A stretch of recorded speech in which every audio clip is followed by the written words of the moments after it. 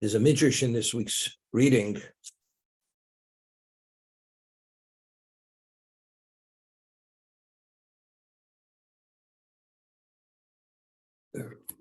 The portion begins by Vayishma Yisro, and Yisro heard. And because of what he heard, his life took on a whole different direction. Yisro originally was a priest of idolatry. And because of what he heard, he chose a different path in life. And he was willing to give up whatever he had, because once you recognize truth, everything immediately loses its value. I'll give you an example. A person lives a certain lifestyle, and he believes the lifestyle is beneficial and it's going to bring him to the top. Then he realizes living that lifestyle will put his life in jeopardy, and it will end his life in a moment. What does he do? Immediately. Because of the degree that he valued whatever that was, he was committed to that. But the moment he has that level of understanding and internalizing that understanding, you immediately abandon it and you go for what you believe is the truth. As a result of what Yisro heard, that brought his level of truth to that special level that he understood whatever he had, although he's the priest of Midian, he was the sheik of Midian, and he had all the glory in the world, all of that had no value whatsoever. And he was willing to abandon all that, for the alternative was to go into a desert to become part of the Jewish people.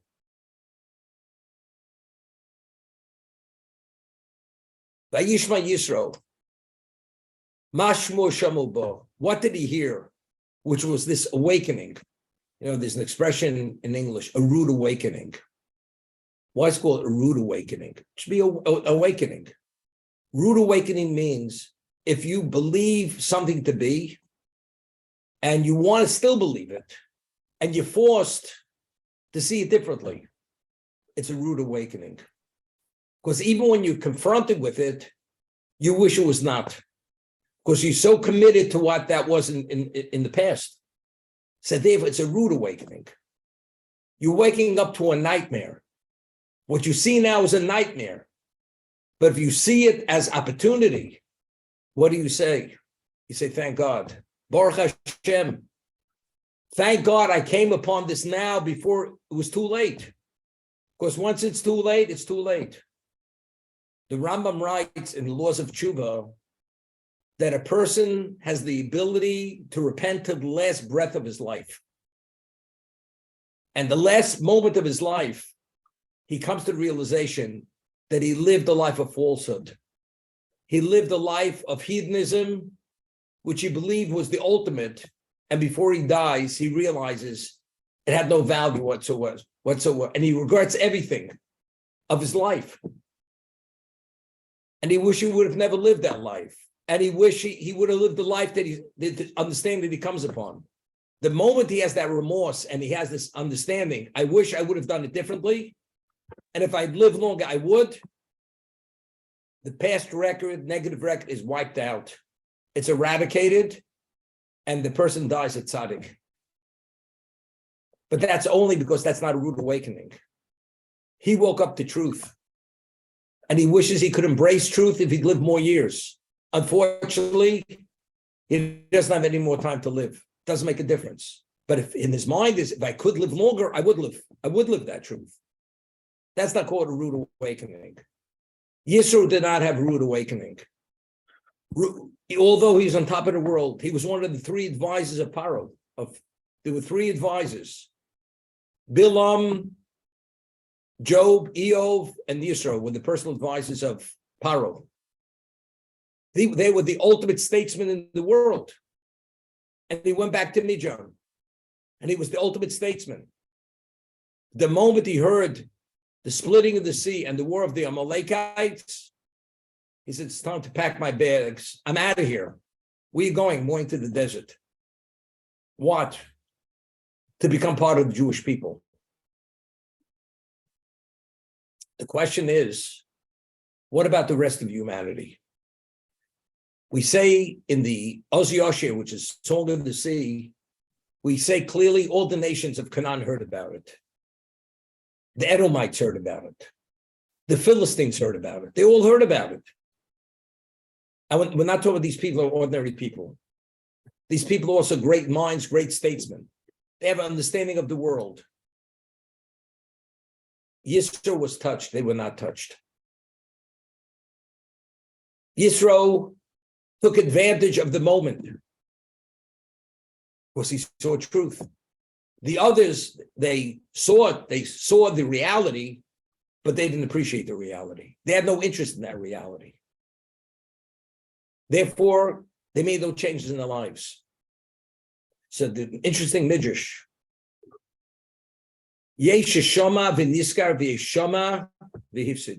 Some people here become aware of something and they become meritorious because of what they heard. Other people, they hear the same thing, but they become losers.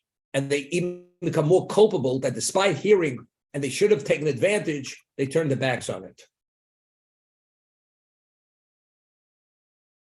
We read in Oz Yashir, Shamu Amim Yirgozun.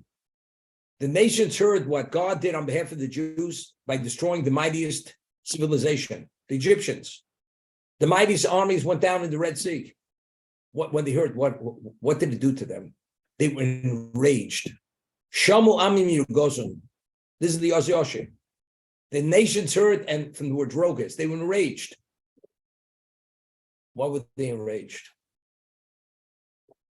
These Jews, our brethren, were destroyed because of these Jews. You understand? That's what they were caught up with. You know, there's an expression, you don't see the forest from the trees. We read, Bilaam suffered from megalomania. Bilaam was the prophet of the nations. Bilaam was the one who suggested the final solution for the Jewish people, which was the bondage in Egypt. And he nearly succeeded. We left at a moment that if we would have stayed a moment longer, we would have gone into spiritual extinction. Hashem took us out at the last moment. Bilaam himself, when he was commissioned by Balak to curse the Jewish people, he believed that as much money as wealth as Balak gives him, who's the king, it's not sufficient. He had an insatiable need for honor, glory, material, everything. He was a pompous, self-centered, self-absorbed person. But yet, when it came to curse the Jews, the Torah tells us he rose early in the morning and he hitched his own donkey. Could you imagine? A man of this stature, of this status, suffering from this megalomania, he hitches his own donkey when it comes to curse the Jews. He had endless servants who could have done. Balak would have hitched his donkey for him. He could have called up Balak, king, hitch my donkey. He did it himself. Why? So the Midrash tells us, Hasinim mekalkelis is ashura. Hate disrupts protocol.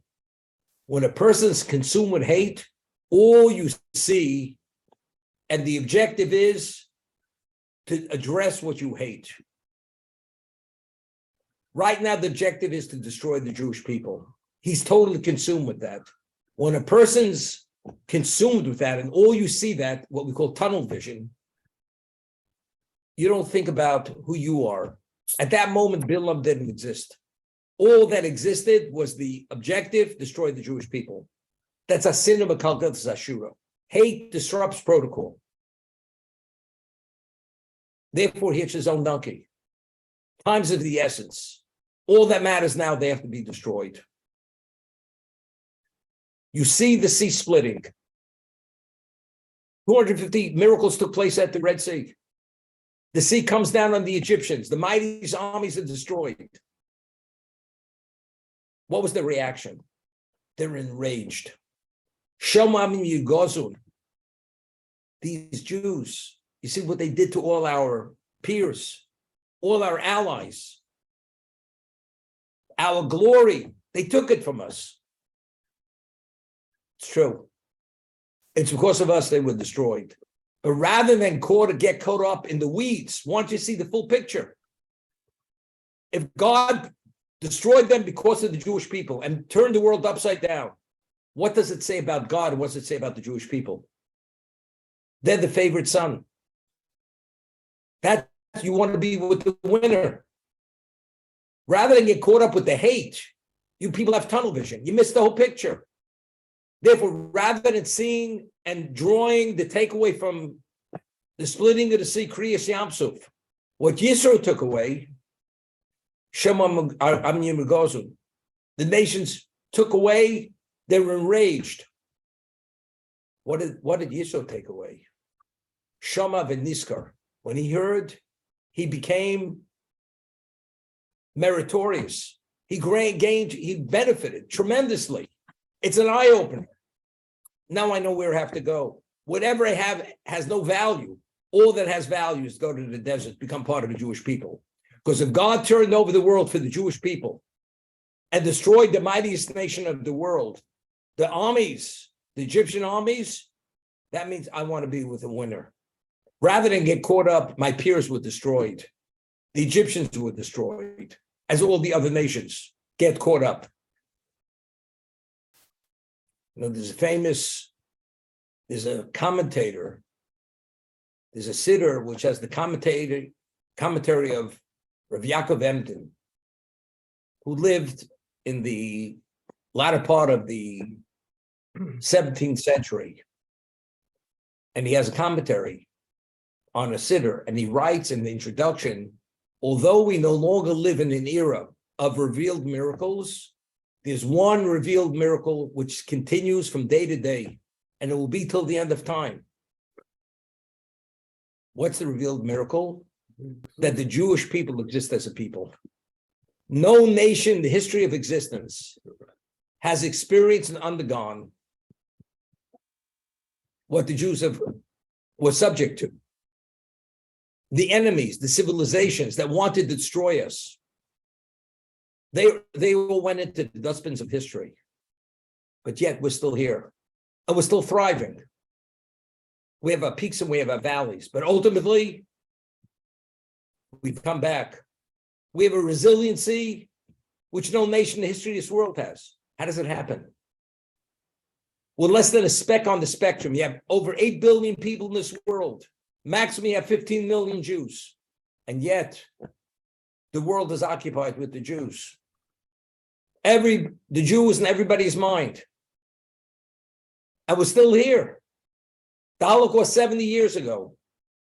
The traces of the Holocaust not even noticeable. Everything was reestablished, rebuilt.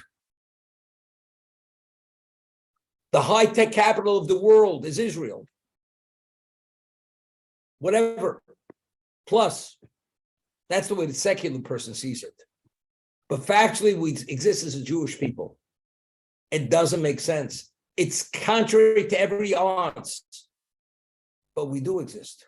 Why doesn't the world stop and examine that, analyze that, and say, you know something? It speaks volumes. Evidently, their backer is someone that we can't defeat that backer. Avram Avinu, single-handedly, he went to battle against the 4 mightiest kings. The world thought that he was insane. He's an insane fanatic. But at the end of the day, he was the victor. And he went to battle. Why did he go to battle? Because who was his backer? Who was their backer? He went to battle with God backing him. If God's your backer, numbers mean nothing. You can have the odds 1,000,000 to 1, means nothing. Because when you're on God's side, odds mean nothing. And that's what we read in the Oz Yashir. It says, Susu rochu roma vayom. What God did to the Egyptians, it's something not possible for a human being even to imagine. He took the horse with its rider and just flipped him over. It was the chariot car of the Egyptians, but they're all referred to as a single horse. All the Egyptians were like a single person, a single horse, meaningless. It's all meaningless. So if the Jews exist, why do we exist? Because the world is meaningless. The numbers are meaningless. 1 billion is meaningless. Saving the life of one Jew, the Mishnah tells us, is like saving the whole world. The innate value of a Jew to God is like the whole world. Therefore, God will turn over the world for the Jewish people, which he would not do for anyone else. So why don't they have that takeaway? It's a simple takeaway. The answer is because they're caught up with that tunnel vision, as it says, they all heard about the splitting of the sea. But Yisro was Shama v'Niskar. He heard and he made benefit of that because he saw it right. It's very interesting. Chazal tell us, Yesh lo mona rotza mosayim. You have 100, you want 200. You have 1,000, you want 2,000. You have 1,000,000, you want 2,000,000. The more you have, the gap gets wider. Why? Why does the gap get wider? You have 1,000, be satisfied. No, if I have 1,000, I want double what I have. I have 1,000,000, I want double. I have 100 million, I want double that. It keeps doubling. Why? You're always farther from your goal, your level of accomplishment. Evidently, it's clear. Because rather than focusing what you have, you're focusing on what you don't have. But if you focus what you have, you know what you can do, what you have, and benefit and enjoy it and be content and beyond content. But if you focus on what you don't have, that means you don't see the forest from the trees. You're caught up in what you don't have. But what causes you to be caught up what you don't have? You know what it's called? It's called ego. Ego. You're caught up with your ego because if I can make 1,000, if I have the capability to make 1,000, if you can make $1, you say, but if you can make $1, you can make $1 million. You say, something. You talk like a person who you have no intelligence. But if a person can make 1 million, and you say, you can make another 1 million, it's not so far-fetched. Because if you have the capacity to make 1 million, you can make 2 million. So the more you succeed, your capacity grows. You have an understanding and you believe you have a greater capacity. But you have enough to be satisfied with. What do you have to double it and triple it and quadruple it? Why? You know what the answer is? Because if I understand I can do more and be more successful, the focus is on the me being more successful. But what is that called? That's called the me. Rather than looking at what you have, you look at what you don't have. Because what you don't have, that's fed by the ego, because that you should be able to accomplish. I know. That's the understanding.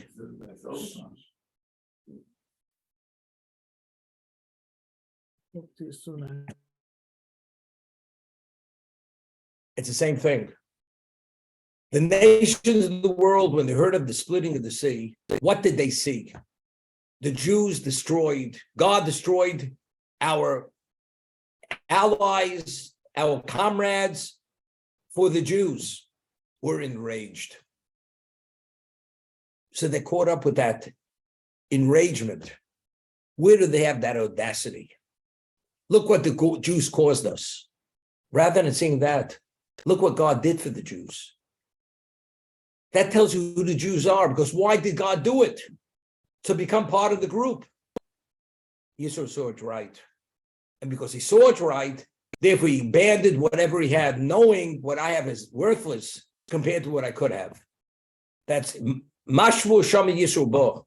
Yisro was Shama v'Niskar.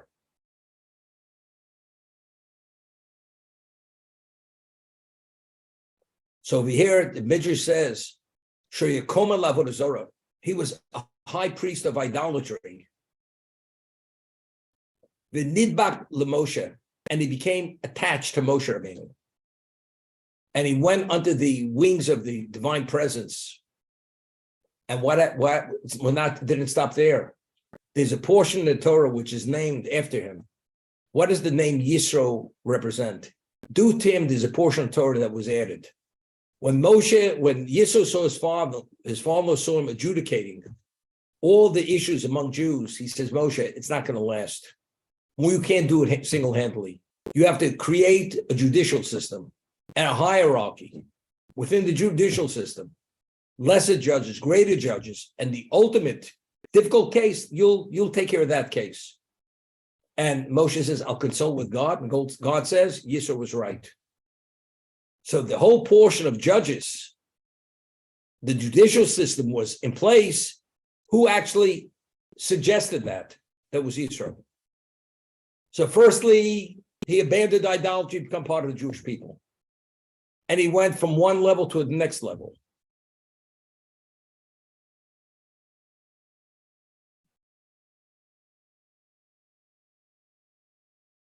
And then he went and said, what are the qualifications of the judge? He says, one of them was Anshe Chayil. What does Anshe Chayil mean? It means people who are qualified to go to battle. Meaning they're very adept in battle. So the Midrash says, who are Anshe Chayil? Giborei Batorah.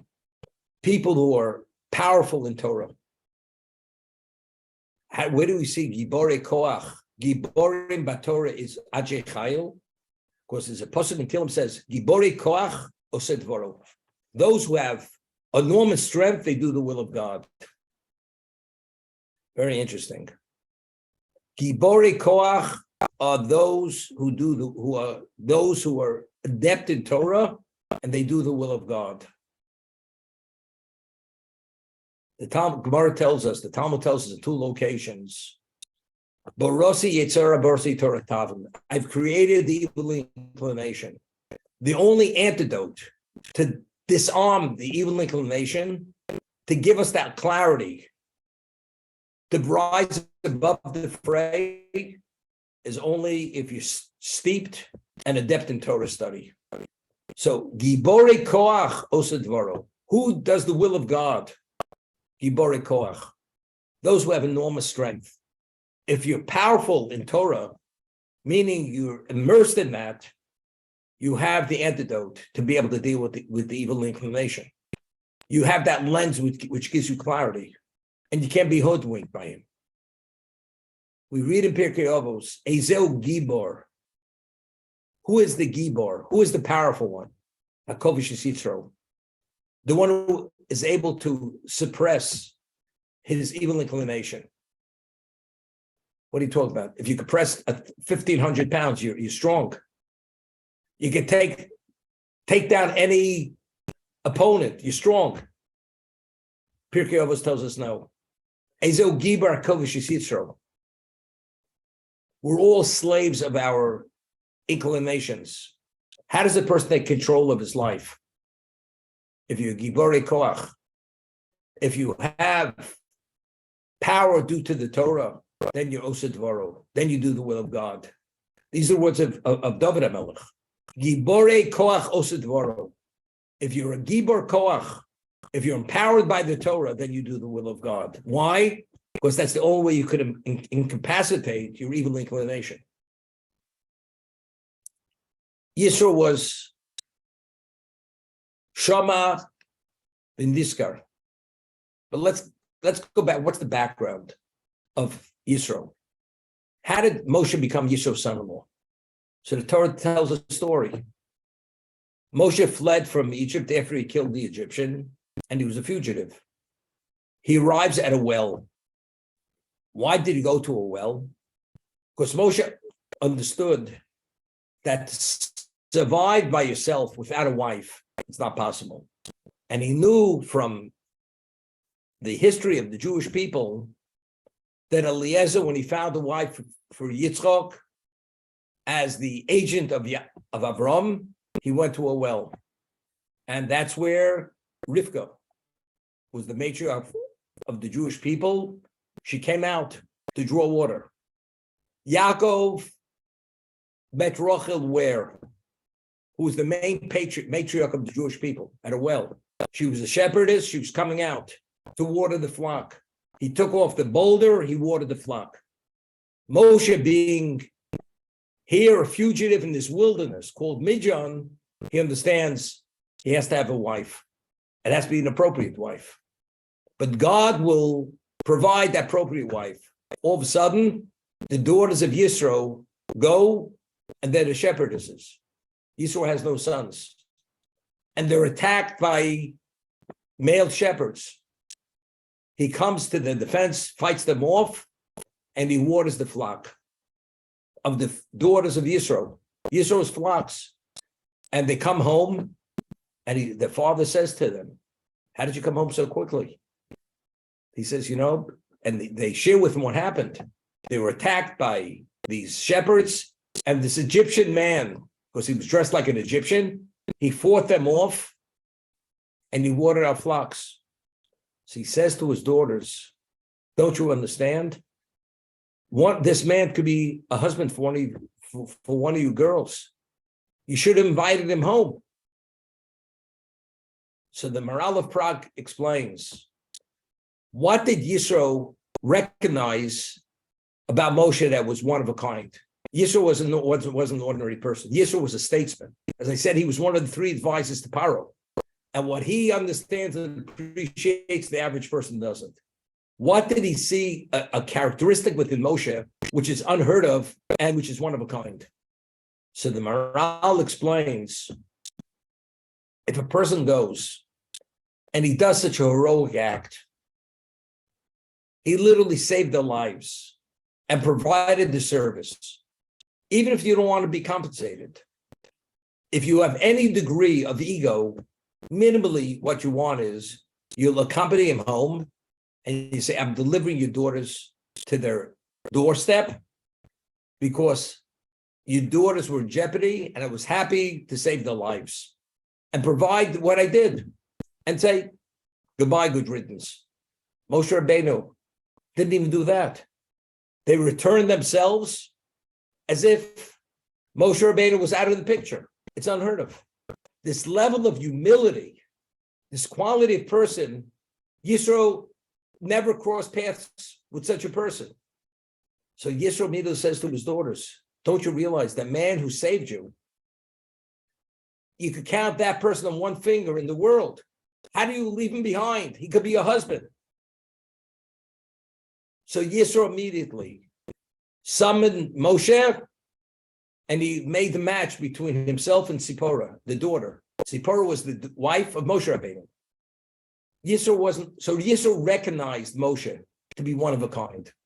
Even though Yisro was an idolater, and he was on the path to become a monotheist, but he appreciated whatever Moshe was, and he recognized his special quality.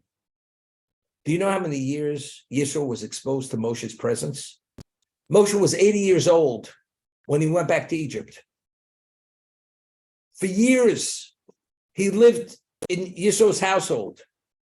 Yisro was exposed to this man who was more than a living angel. He radiated holiness. He's a person who was permeated with God.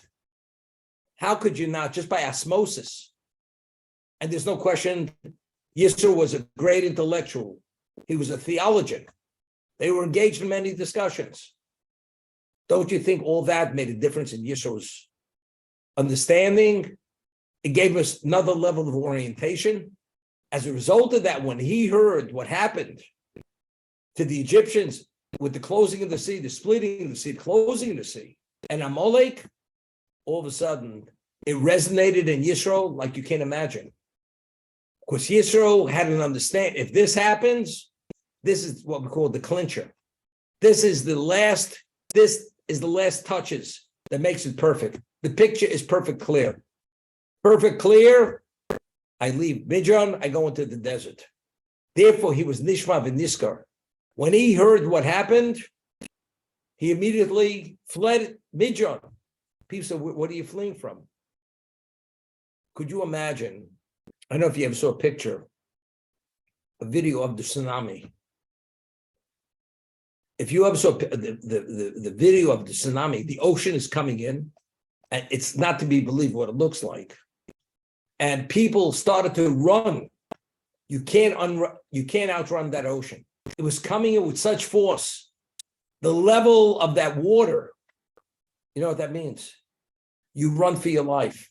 Understanding the danger of that tsunami, you will be destroyed in a moment, as if you never existed. Yisro came to a level of clarity when he heard about the splitting of the sea and how it closed and destroyed the Egyptian armies. It became picture clear, perfect picture clear.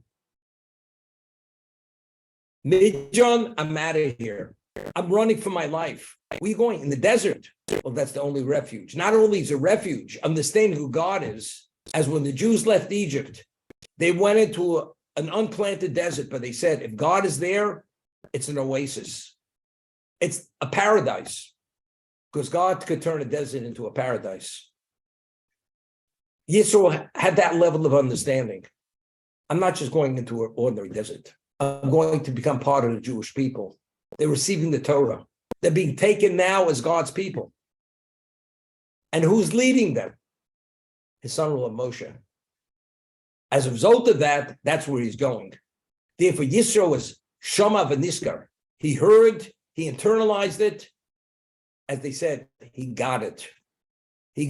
More than he got it, it was absorbed in his essence. Almost like magnetically, he was drawn out there into the desert for that reason. You know, there was a Jew who was born in the United States. His name was Mike Tress. It's worthwhile to read the book. The biography was written on him. There's a book it was put out by Art Scroll. It's called, they called him Mike. He was known as Mike. What he did for the future of Torah Judaism was something phenomenal. Rav Aaron Kotler, Zecher Tzadok L'Vrocha, said about Michael Tress that if he wouldn't have, you could have the most fertile land.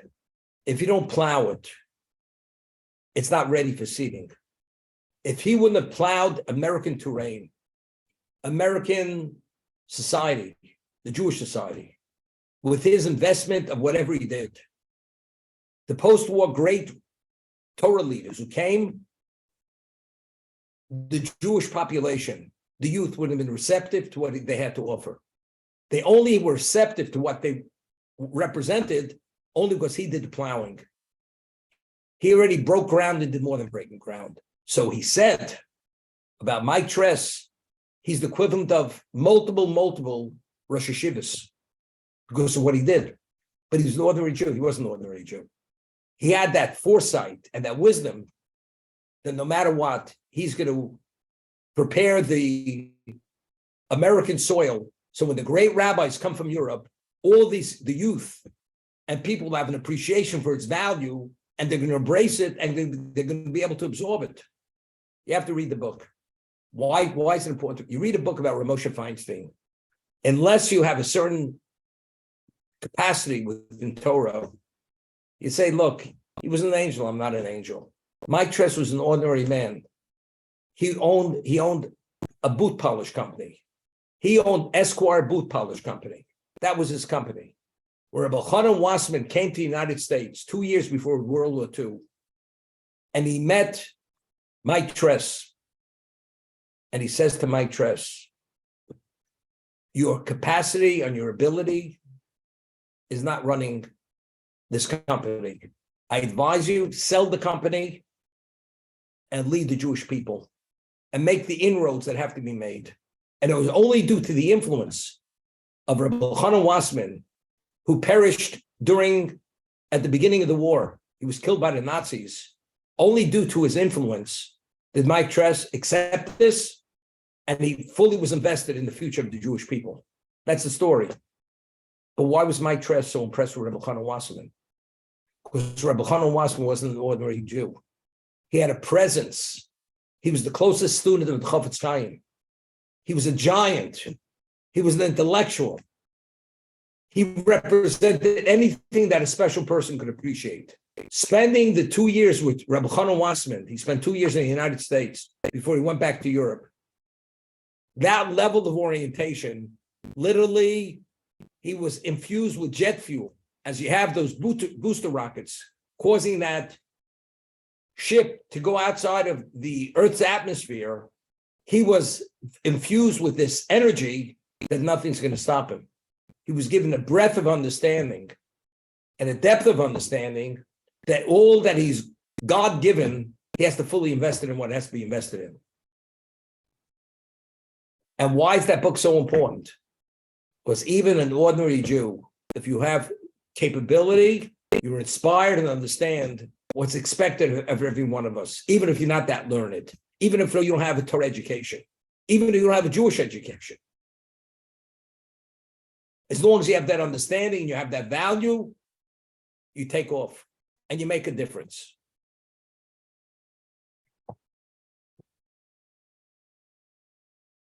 The other book, which is worthwhile to read, which I once mentioned, is the book that was put out by Amos Bunin about his father, Irving Bunin. Irving Bunin came to the United States when he was 9 years old from a small town called Volozhin in Lithuania. And the difference he made in the United States, he became a very wealthy man. He went into textiles, the level of influence. He was the right-hand man of Rav Aaron Kotler during the war to save tens of thousands of Jews. But again, he wasn't learned initially, didn't have a yeshiva background, but still, because he was inspired, he took his God-given ability and he made a difference. Until today, that difference is still here.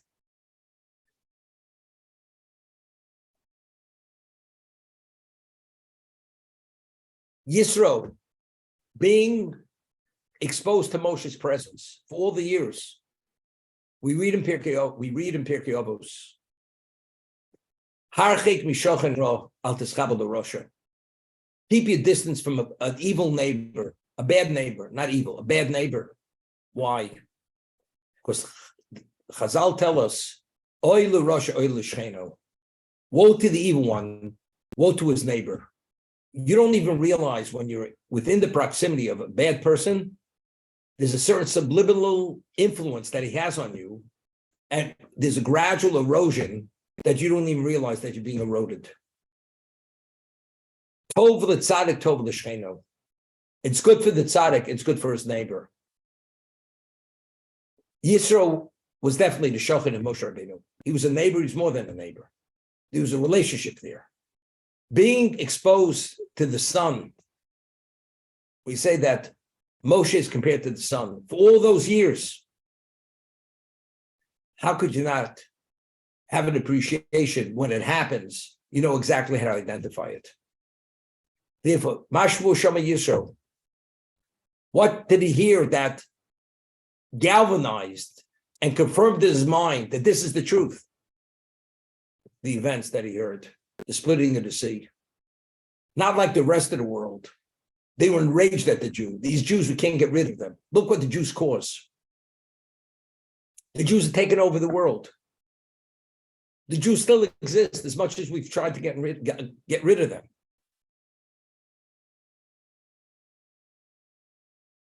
You know, I once told over a story. I was traveling on the Amtrak to Baltimore on a Friday morning. Story goes back close to 40 years ago. And there's somebody sitting next to me, must have been about 6'5", 6'6", and he worked for the government. And whenever I travel, I usually travel with a sefer in my lap. And the person immediately realized, that I was a Jew, maybe a rabbi. And he says to me, "You Jewish?" I said, "Yes, I'm Jewish." He said, "I want to tell you something. I'm not an anti-Semite. I'm not an anti-Semite." This first thing he says. If a non-Jew tells me I'm not anti-Semite, you understand you never know what's going on in his mind. If he has to tell me he's not an anti-Semite. He may not be, but he must have friends that are anti-Semites. So he says to me, "Could you explain to me why are there anti-Semites?" I'm not, but tell me, why are there anti-Semites? That's the question he asked me. I'm not sure what you would answer, but I'll tell you what I said to him. There's a verse in Prophets where the Jewish people are referred to Even Yisrael, the boulder of Israel. So the Midrash asks why the Jewish people equated to the boulder, a boulder. So the Midrash explains that in the medieval times, there were people like Atlas, they were called He-Men. They were able to lift tremendous amounts of weight. And there was a contest. There was this very large boulder that if a person had sufficient strength and he'd be able to lift this boulder above his head, he'd win this purse of gold. And this contest was in effect for hundreds of years. And nobody was able to succeed and lift this boulder above the head. What happened? When it comes to lifting something of enormous weight, if you lift it up to a certain point and you don't throw it away from yourself, you know what happens? You get crushed by that boulder. So all these people, even though they were able to raise to a certain point, through trying to tackle the boulder, they were crushed by the boulder. And that's why the purse of gold was never won, because nobody was able to tackle the boulder. So rather than tackling the boulder, they were destroyed by the boulder. So Midrash says, all the civilizations, whether it was Babylon, whether it was the Persians, whether it was the Greeks, they tried to destroy us. They were this He-Man who tried to lift the boulder. Rather than destroying us, they were destroyed through us. Therefore, all these people, they're in the dustbins of history. That's why the Jewish people are called boulders. That's the boulder of Israel. So the Midrash says, why does every civilization try to destroy the Jew? Because they're almost enraged. They said, these Jews, do you know why the Babylonians were destroyed? Because of the Jews. They're such an insignificant people. You know, so they couldn't do it, we will do it. The Persians and the Medes couldn't do it.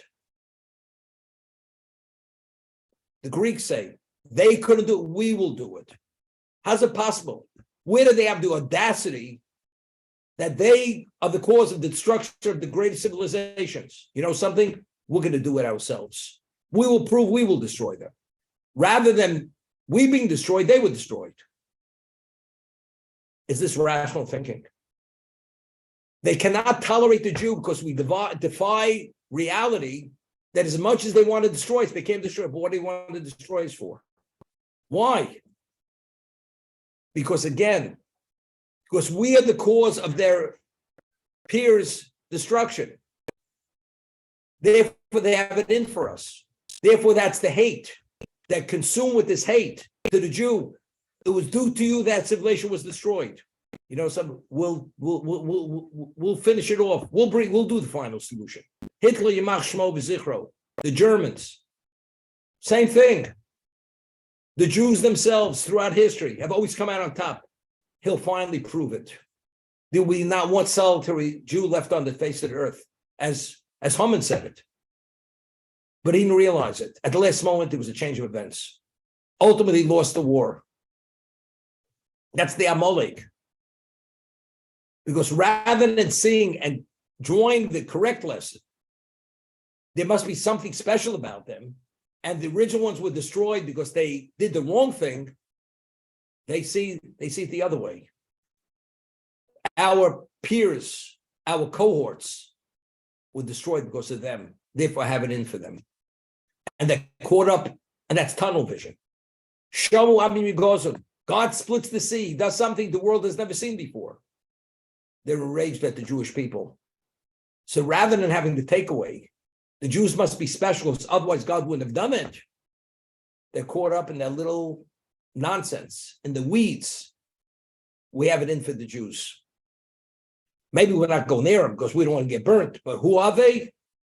They're no friends of ours. And whenever we'll have the chance to destroy them, we're going to destroy them. Yisro, on the other hand, single Moshe was having that orientation. When he heard what happened, he says, this only magnifies it to a greater degree, how special the Jews are. And there's nothing God wouldn't do on behalf of his Jewish people. And now he's going to give him his Torah. I'm giving up everything to go there because nothing is worth anything compared to what that is.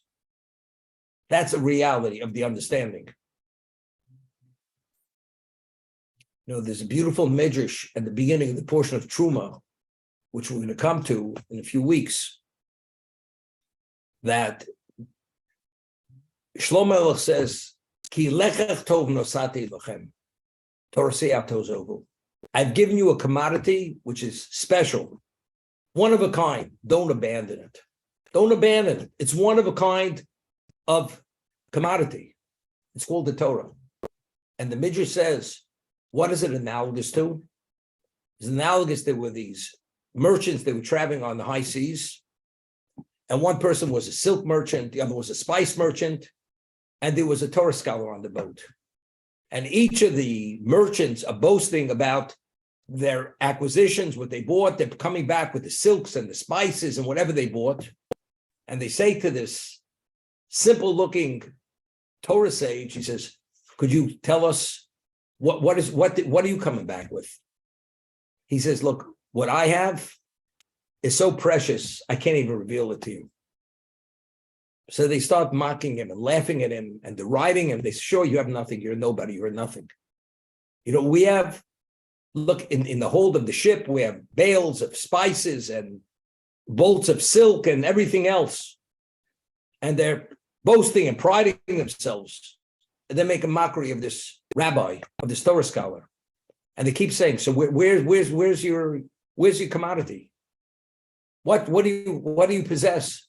He says, I possess something which is so precious, I can't even reveal it. Okay. They travel a little further. All of a sudden, the ship is overtaken by pirates. And they're taken captive.